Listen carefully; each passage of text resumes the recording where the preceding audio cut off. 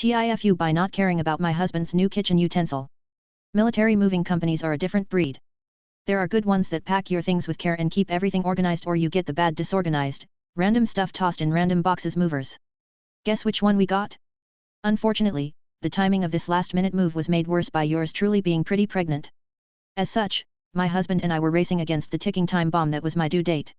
We were rushing to unpack boxes while simultaneously searching for our baby stuff when we realized just how FD we really were. I'm talking gardening with bedroom stuff, garage with pantry, and kitchen with bathroom. It was the worst. Eventually, we get everything unpacked with a week to spare before our son was born. Fast forward a year later to last night when we're eating my favorite dish, chicken parmesan. My husband, being the dork he is putting on his best Olive Garden waiter impression while grating a mountain of glorious fancy parmesan cheese. Once he's finished, he starts going into his usual excitement over his favorite cheese grater.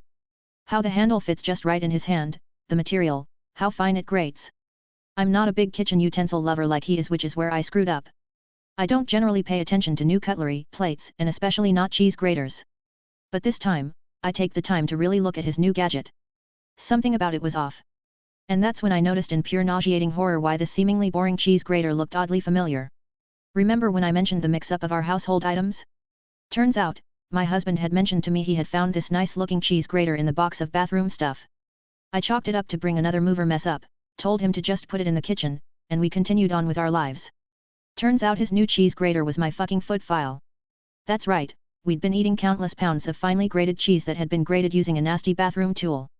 Obviously, upon this discovery, I waited until my husband was asleep to destroy the evidence by putting the cheese grating foot file into a plastic bag, then tossed it in the bin for garbage day today. After today, I hope to one day get my love of finely grated cheese back, but it'll take a while.